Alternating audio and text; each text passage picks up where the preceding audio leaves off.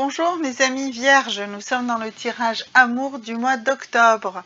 Alors nous allons d'abord procéder au tirage de cette carte ici pour comprendre quel est l'élément dans votre personnalité dans ce mois d'octobre qui est fondamental pour faire évoluer votre vie amoureuse. L'idée, c'est pas de dire je vais rencontrer l'âme de ma vie ou un truc comme ça. Non, l'idée, c'est de se dire que nous allons travailler sur soi-même pour comprendre comment faire évoluer favorablement notre vie amoureuse. Alors, donc, mes amis vierges, quel est pour ce mois d'octobre, pour vous, l'élément principal qu'il faut travailler chez vous? Je recherche l'humour. Alors, cette carte, qu'est-ce qu'elle nous dit? Elle nous dit qu'il faut que vous travailliez sur plus d'humour et de légèreté dans votre vie. Vous devez être plus dans... L'humour, c'est quelque chose justement qui détend, qui permet de relativiser les choses. Vous devez avoir plus d'humour, plus de distance, plus de légèreté, plus d'à-propos dans vos relations sentimentales. Voilà.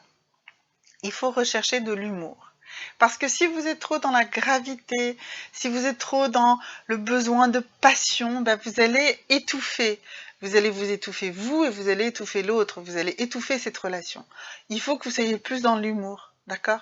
Plus dans de la légèreté de l'humour, plus dans la répartie aussi de l'amour, vous voyez, plus dans du tac au tac, plus dans des choses finalement dans l'immédiat et pas dans voilà, je fais des projets, je veux avancer, il faut... Voilà.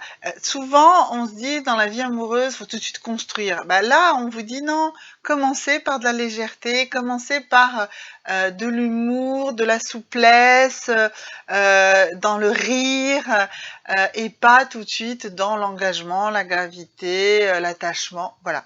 Ça, c'est très important pour vous, mes amis vierges, dans votre vie sentimentale pour ce mois d'octobre. Alors maintenant, la deuxième carte ici, ça va être votre façon de voir l'amour, ou la façon dont vous devez voir l'amour en ce mois d'octobre. Alors, on va avancer, on va voir ce que les cartes nous disent. Alors, allons-y. Oups, alors non, la carte ne veut pas sortir, mais il nous en faut bien une. Ah bah voilà, ça y est. Alors, donc c'est celle-ci qui s'est retournée. Alors, ça nous dit que votre vision de l'amour est beaucoup trop imprégnée de votre vision de la religion. Alors, cela peut être soit parce que vous êtes une personne, excusez-moi, on va prendre ça va être plus facile pour tenir la carte, voilà. Ça va être soit que vous êtes une personne très religieuse et que vous désirez absolument faire une rencontre dans ce cadre-là, soit que vous n'avez absolument pas justement d'envie de religion et que c'est un facteur qui vous éloigne tout de suite d'une possible relation. Prenez en considération cet élément, ça veut dire que même si c'est juste quelque chose derrière votre esprit que vous ne l'avez pas en conscience, ben en réalité ça agit beaucoup dans vos relations amoureuses. Donc le côté religieux, ou non, ou justement totalement pas de religiosité, est un élément très fort, est un facteur très fort lorsque vous abordez réellement une relation amoureuse. Alors que là, je vous parlais qu'il fallait faire tout ça avec un peu d'humour. Donc, vous voyez, je vous disais, vous avez tendance à prendre les choses beaucoup trop au sérieux tout de suite dans une relation. Et si vous êtes déjà dans une relation, bah, dites-vous bien que la dimension religieuse est une dimension personnelle, d'accord ? Que votre relation à la religion, c'est la vôtre. C'est pas forcément celle de votre compagnon ou de votre compagne. Et même si vous avez des valeurs à transmettre à vos enfants, ils ont des choix, ils ont la possibilité de faire leur propre choix aussi. Donc, faites attention à ça. Cela peut être un élément dont vous n'avez pas conscience, d'accord? Ou peut-être dont vous avez trop conscience, ok? Alors, maintenant, justement, on va voir ici, avec ce tarot de la conscience, justement, avec quel élément vous allez pouvoir faire évoluer votre vie amoureuse, quels sont les outils, ou quel est l'ange, ou quel est le message que ces cartes veulent nous donner par rapport à votre vie sentimentale et comment la faire évoluer le plus favorablement possible et de la manière la plus satisfaisante possible pour vous-même. Alors, allons-y, allons-y, allons-y.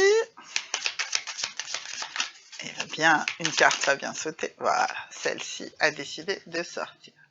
Alors, ça nous parle de votre chakra solaire et du fait que vous devez prendre conscience de votre propre pouvoir. Alors, le chakra du plexus solaire, c'est le troisième chakra. Il se situe au-dessus du nombril, au niveau du plexus. Voilà, c'est un chakra très important. C'est un chakra très central. C'est le dernier de la série des chakras du bas. C'est un chakra justement dans lequel se trouve toute votre énergie, toute votre relation aux autres, toutes vos relations sociales, votre relation extérieure. Donc vous devez prendre vraiment toute la mesure de la nécessité d'équilibrer ce chakra-là. Donc si vous équilibrez bien votre chakra du plexus solaire, votre troisième chakra, et bien justement vous allez trouver cette stabilité dans vos relations, cette stabilité de l'énergie qui émane de vous, qui va justement vous permettre d'avoir une vie amoureuse, une vie sentimentale beaucoup plus claire, beaucoup plus stable et beaucoup moins ancrée dans des choses qui seraient rassurantes, mais qui ne seraient pas des choses réellement stables et réellement concrètes. Le troisième chakra, le chakra du plexus solaire, permet de puiser dans son énergie, dans son interaction sociale et donc de s'affirmer. C'est ça qui va vous permettre ici d'avancer et justement d'être plus, comme je disais, dans de l'humour, dans de la légèreté, dans du tac au tac et pas dans de la pesanteur. Encore une carte, encore un verrou qu'on a à faire sauter, ou peut-être une alerte sur une porte qui s'ouvre. Voilà, donc nous allons voir ce que ce tarot-là nous dit. Alors, allons-y. Voilà, la carte, elle nous dit « Je suis Kali, je suis dans un cycle de naissance, de mort et de naissance. » Alors, il va vraiment falloir beaucoup travailler sur vous-même et sur le fait de vous régénérer, de recommencer un cycle de vous avec vous-même.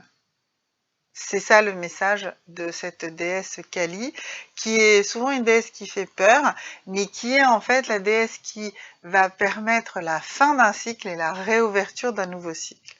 Alors, comment aborder ce nouveau cycle dans votre vie sentimentale? Eh bien, nous allons faire ça grâce à une pierre, et nous allons la choisir ensemble, et ça va être avec une météorite. C'est une météorite chondrite, ou chondrite, alors ça s'écrit C-H-O-N-D-R-I-T-E,